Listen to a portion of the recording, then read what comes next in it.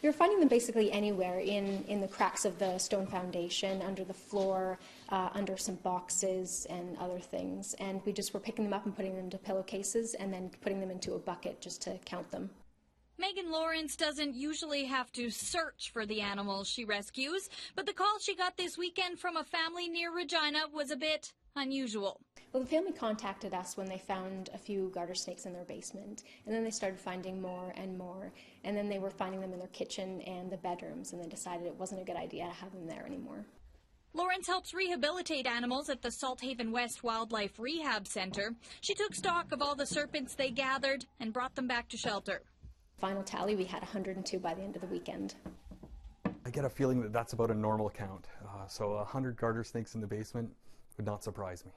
Ray Poulin knows snakes. He says it's far from unusual for people to find plains garter snakes that come inside. It's actually the most common call he receives when snakes are hunting for a warm place to spend the winter. I mean, and usually the snakes at this time are going down, right? So they're getting up to your house and going straight down one of the cracks in the soil around your house and finding a way in that way usually.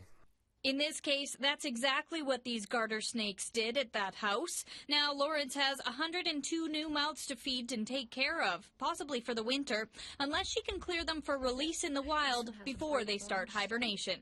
They eat things in the wild, such as fish, earthworms, frogs, and small rodents and insects. So we could use things like donations towards earthworms and minnows to feed them for the winter if we're going to keep them.